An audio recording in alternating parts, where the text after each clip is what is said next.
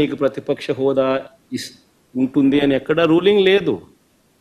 In fact Delhi అసెంబ్లీలో బీజేపీకి 3 assembly స్థానాలు గతంలో. ఆప్ బీజేపీకి ప్రతిపక్ష హోదా ఇచ్చింది. మరి 79 స్థానాల బీజేపీ అక్కడ ఉన్న టోటల్ స్థానాలు ఢిల్లీలో 80 స్థానాలకు 77 స్థానాలు ఆప్ వచ్చి సంథింగ్ లైక్ దట్. బీజేపీకి 3 స్థానాలు ఉన్న ప్రతిపక్ష హోదా ఇచ్చినారు. సిమిలర్లీ మేము కూడా తెలుగుదేశం పార్టీకి కూడా 5 మంది శాసనసభ్యులు తెలుగుదేశం పార్టీ నుంచి పక్కన కూర్చుంటామన్నారు. మా వాళ్ళు అయితే ఇంకా లాగేసినామనంటే ఇంకా 10 మంది లాగుతామన్నారు. వద్దు లాగాకండి అని నేనే చెప్పాను. కానీ ప్రతిపక్ష హోదా నేనే ఇచ్చి ఇదే చంద్రబాబు నాయుడు చెప్పినా, నువ్వు మాట్లాడు స్వామి, ఎంతసేపు మాట్లాడతావు, నువ్వు మాట్లాడు, నేను వింటాను. ఫస్ట్ అసలు జగన్మోహన్ రెడ్డికి అసలు ఢిల్లీకి సంబంధించిన అంటే ఎన్ని స్థానాలు ఉన్నాయి ఇంటి క్లియర్ ఇన్ఫర్మేషన్ కూడా లేదు. లేకుండానే ఆ విషయాల గురించి అక్కడ ఉన్న వారిని అడుగుతూ మాట్లాడుతూ ఉన్నారు. అదొకటి. తర్వాత ఇంకోటి ఏంటంటే ప్రతిపక్ష నేత హోదా తానిచ్చానని చెప్పుకుంటున్నారు. అది ప్రజలు ఇచ్చారు. 23 స్థానాలు ఇచ్చారంటేనే ప్రతిపక్ష నేత హోదా వచ్చింది కాబట్టే ఇవ్వాల్సిందే. అది రాజ్యాంగబద్ధంగా వచ్చింది, ప్రజలు ఇచ్చారు. నువ్వు ఏం చేసినా దాన్ని మార్చలేవు. కానీ ఇక్కడ మీరు మళ్ళీ ఏం మాట్లాడుతున్నారంటే ప్రతిపక్ష నేత హోదాని నేనిచ్చానంటూ మాట్లాడుతున్నారు. అది ఆలోచించుకోవాలి, సమీక్షించుకోవాలి. పార్టీలో సమీక్ష జరగాలని చాలా సందర్భాల్లో కొన్ని విషయాల గురించి చెప్తూ ఉంటారు కదా. మరి ఈ విషయం గురించి కూడా పార్టీలో మాట్లాడితే బాగుండేది. ఎందుకంటే రాజ్యాంగబద్ధంగా గతంలో ప్రతిపక్ష నేత హోదా అనేది ప్రజలు ఇచ్చారు, 23 స్థానాలు ఇచ్చారు. కానీ ఇవాళ 11 స్థానాలే ప్రజలు కూడా ఇచ్చారు. అందుకనే మీకు ప్రతిపక్ష నేత హోదా రాలేదు. అది తెలిసి కూడా మరొకసారి ప్రెస్ మీట్లు అంటే జనరల్గా అసెంబ్లీకి వచ్చి మాట్లాడాలి ప్రజల సమస్యల గురించి అని చెప్తా ఉంటే ప్రెస్ మీట్ పెడుతున్నారు.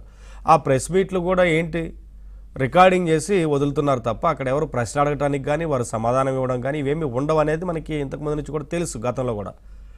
కానీ మరొకసారి అదే రకంగా ప్రెస్ మీట్లు పెట్టడం కాదు, అసెంబ్లీకి వచ్చి చర్చించండి. ఇప్పుడు వారు అన్నారు మైకులు ఇవ్వడం గురించి. మైక్ ఇస్తారు, అడుగుతున్న అంటే అసలు ఫస్ట్ అసెంబ్లీకి వచ్చి అడిగి ఇవ్వకపోతే కదా ఇవన్నీ చేయాలి.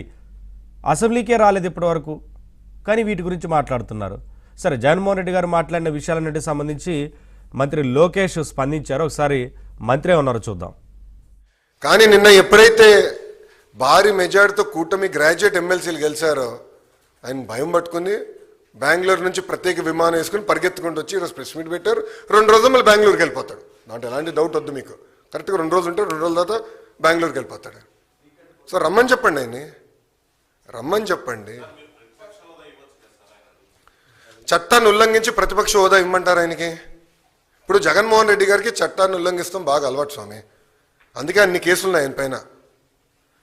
ఇప్పుడు రూల్స్ ఏం చెప్తుంది?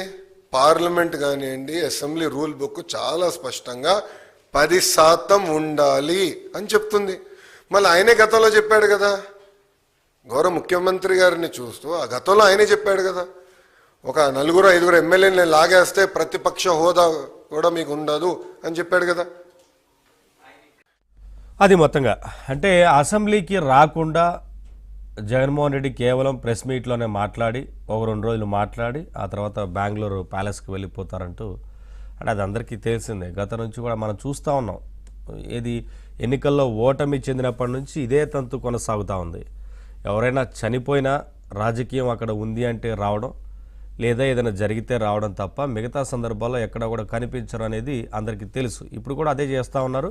కానీ వారి పార్టీ సభ్యులు కానీ, ఎమ్మెల్యేలు కానీ, లేదా అంటే నేతలు కానీ, లీడర్లు కానీ వీరందరూ ప్రజా సమస్యల కోసం పోరాడటం వదిలేసి కేవలం ప్రజా సమస్యలు ఏమున్నాయో ప్రభుత్వం దృష్టికి తీసుకురావడం లాంటి విషయాల గురించి వదిలేసి ప్రతిపక్ష నేత హోదా గురించి పోరాడుతూ ఉన్నారు. రాని దాని గురించి, ప్రజలు ఇవ్వని దాని గురించి పోరాడుతూ ఉన్నారు. ఇది కొంత ఆశ్చర్యం కలిగించేదే. వీటన్నిటికి సంబంధించి వాటి డిబేట్లో మాట్లాడదాం. డిబేట్లో పాల్గొంటున్నారు శివపార్వతి గారు, జనసేన అధికార ప్రతినిధి, అలాగే సురేందర్ నాయుడు గారు, టీడీపీ అధికార ప్రతినిధి, అలాగే కోటేశ్వరరావు గారు జాయిన్ అవుతారు, రాజకీయ సామాజిక విశ్లేషకులు. అందరికీ నమస్కారం అండి, వెల్కమ్.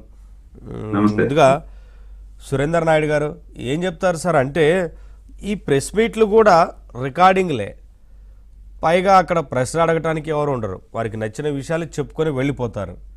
ఈ ప్రతిపక్ష నేత హోదా అనే అంశం గురించి కొత్త భాష్యం చెప్తున్నారు. గతంలో వారు మాట్లాడింది అందరికీ తెలుసు, ఇప్పటివరకు మనం చూసాం అసెంబ్లీలో, అసెంబ్లీ సాక్షిగా వారే మాట్లాడారు.